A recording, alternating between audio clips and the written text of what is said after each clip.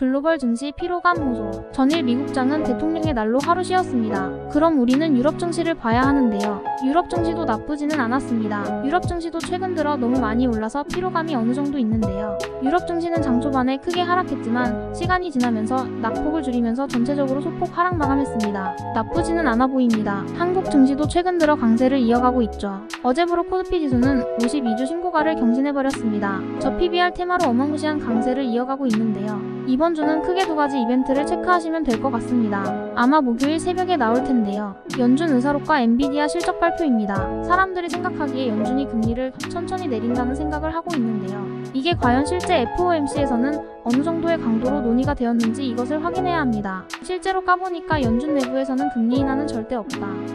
이런 말이 나오면 큰일 납니다. 설마 그럴 일은 없을 것 같고요. 제가 볼 때에는 이런 두 가지 이벤트를 소화하면서 시장은 상승을 이어갈 가능성이 높다고 봅니다. 이런 것들은 일시적 조정을 야기시키는 요인이 될 것으로 보이고요. 개인적으로 기본은 반도체라고 여전히 생각하고 있습니다. 반도체의 중심을 잡고 투자를 하는 게 가장 무난하다고 봅니다. 인공지능에 대한 수요가 늘어나면서 세계적인 투자은행들이 하이닉스에 대한 목표 주가를 상향 조정시키고 있고요. 그에 비해 삼성전자는 여기를 전혀 못 따라오고 있습니다. 어제도 이야기 드렸듯 삼전은 저 PBR 관점에서 강세를 보이고 있고요. 실은 외국인이 이유가 어떠하든 한국 증시에 들어온다면 시총 1위인 삼전을 매수할 수밖에 없다고 봅니다. 그리고 코스닥 반도체가 전체적으로 조정받고 있는데 제 생각에는 이것도 다시 반등 주지 않을까요?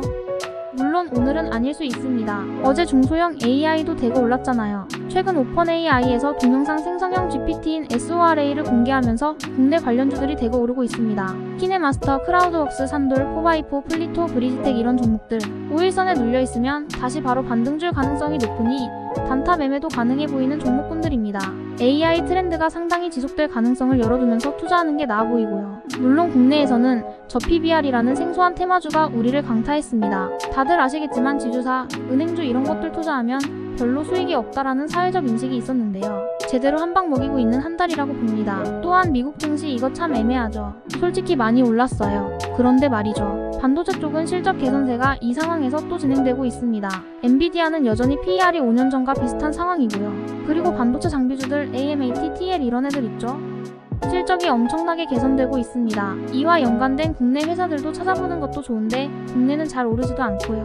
차라리 저런 것들 투자할 거면 그냥 직접 투자가 나아 보입니다. 그런데 최적 자리는 아니긴 해요. 너무 떠있긴 합니다. 그리고 요즘 글로벌 최저 한세가 시행되면 게 이것이 이슈입니다. 매출이 1조 원 이상인 회사가 해외 법인에서 15% 미만의 세금을 내고 있다면 본국에서 차익만큼 세금을 더 내야 합니다. 예를 들어 대충 에코프로비엠이 유럽 공장에서 10%의 세금을 내고 사업을 하고 있다면 남은 5%를 한국에 내야 한다는 것입니다. 그래서 해외 공장이 많은 2차전지가 타격을 받을 수 있고 어찌 보면 앞으로 미국에 공장을 지을 반도체, 자동차에게도 적용될 수 있겠죠. 1. 시간외 특징주. 네이버 치지직 오늘부터 누구나 방송 가능 소식에 광고 관련주 상승. 마이너스 EM넷, 플레이디, 모비데이즈 등 소실적 발표. 마이너스 솔브레인홀딩스, 미래나노텍. 코인 강세에 관련주 강세.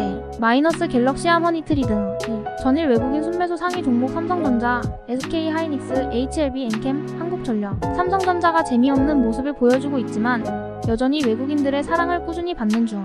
한국전력도 이 상황에서 실적 개선이 나오면 구조적 상승세로 접어들 수 있음. 아시겠지만 제가 이렇게 말해도 항상 21선 매수를 기본으로 삼아야 하고 급하게 잡을 분들은 5일선부터 분할로 잡는 게 정석임. 구독, 좋아요 부탁해요. 구독, 좋아요 부탁해요.